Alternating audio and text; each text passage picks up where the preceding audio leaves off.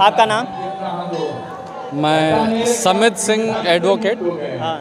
मैं मूलतः जन्मवासी यहीं का हूँ और ये मेरे लिए बड़े सौभाग्य की बात है कि बाबा किनाराम हमारे पूर्वज हैं और मैं उनका वंशज हूँ।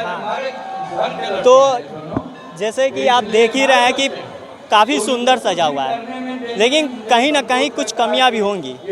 आपके नज़र में कोई कमियां? देखिए, अब दुर्भाग्य से आप ऐसे इंसान को चुना है आपने कमियां जानने के लिए। मैं यहाँ वंश परंपरा में जुड़ा हूँ, इस कुल खानदान से जुड़ा हूँ, इस व्यवस्थापक मंडल से जुड़ा हूँ। तो मैं ये चाहूँगा कि आप कोई और लोग कुछ कमियां बताते हो तो आप हमको बताइए, हम उसको दूर करने का प्रयास करेंगे और करवाएंगे। आप हमसे ही कमियां पूछेंगे तो शायद मैं ये कहूँगा कि कमी कोई नहीं है, सारी व्यवस्था उत्तम है। हाँ, आपसे निवेदन भी मेरा है कि अगर आपको लगता है कि कुछ विशेष कमी हो, क्योंकि संपूर्ण व्यवस्था में भी कुछ न कुछ कमी रह जाती है, दाग तो चाँद पे भी होता है। तो अगर ऐसा कुछ हो तो आप हमको इससे अवगत अवश्य कराएं। एक सुझाव के तौर पे हम इसे लेंगे, हम इसे शिकायत के तौर पे नहीं लेते हैं, सुझाव के तौर पे लेंगे। ये कार्यक्रम तब से अनवरत चल रहा है जब इस कार्यक्रम में 200 और 500 लोगों की भीड़ होती थी, हजारों की हुई, लाखों की हुई, और आज ये होता है कि 3 दिन में 5 लाख 7 लाख लोग दर्शन करते हैं और 2 किलोमीटर लंबी लाइन लग जाती है। फिर भी हम लोग व्यवस्था सुधार कर रहे हैं। अब तमाम चीज़ें कुछ हमारी तरफ से, कुछ सरकार की तरफ से, प्रशासनिक तरफ से चलता है, दोनों एक दूसरे से सहयोग से चल रहे हैं। लेकिन कभी कभी होता है कि कुछ स्थानीय स्तर पे लोगों को पहचानने में, ना पहचानने में जो थोड़ी सी मिसअंडरस्टैंडिंग होती है उसका आ जाए, अन्यथा इस तरह की कोई दुर्व्यवस्था नहीं होती, सबका सहयोग बराबर रहता है। चंदौली जिला को धान की कटोरी भी कहा जाता है और सोने से भी ज़्यादा अनमोल चीज़ यहाँ जन्म ली है, रामगढ़ के धरती पर, जो कि जिला चंदौली का एक बेहतर मंदिर भी बनाया जा सकता है। तो सरकार अभी तक कितना इस पर खर्च किया है कि इसको और भव्य बनाया जाए?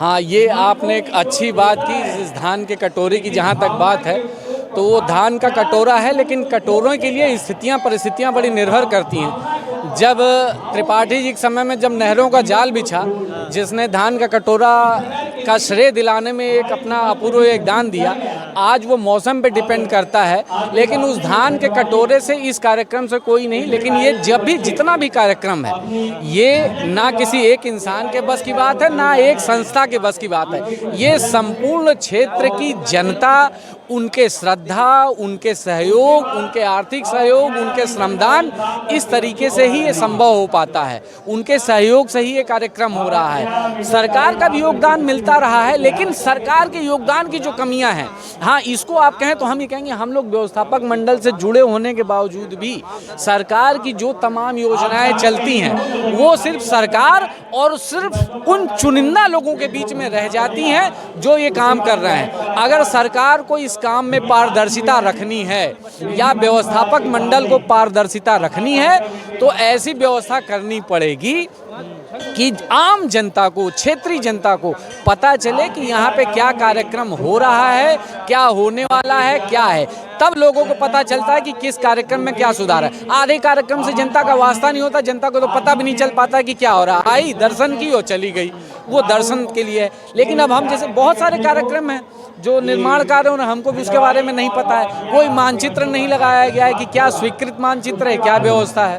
तो कुछ ऐसी चीज़ें हैं, ये सरकारी और प्रशासनिक तौर पे इसको दूर करने का प्रयास किया जा सकता है मेरे समझ से। और ये संस्था काफ़ी विश्वविद्यालय भी चलाता है, महाविद्यालय भी चलाता है। जैसे कि सोनभद्र में एक बड़ा विद्यालय, महाविद्यालय है, अवधूत भगवान राम पीजी कॉलेज अनपरा में स्थित है, काफ़ी बड़ा है, और जो कि यहीं के लोग वहाँ पे चलाते हैं। तो और कितना महाविद्यालय बनाने की कोशिश रहेगा इस? देखिए, इसके लिए जो संस्था में चलाना, तो संस्था में अगर 25, 50, 100, 200 लोग हैं तो उस संस्था में अगर 2 या 3 लोग हैं चला रहे हैं तो वो जो उस व्यवस्था से जुड़े हैं, जो महाविद्यालयी व्यवस्था जो जुड़े हैं, वो इस विषय में ज़्यादा सही बता पाएंगे। ये प्रश्न आप उनसे करें तो बेहतर होगा।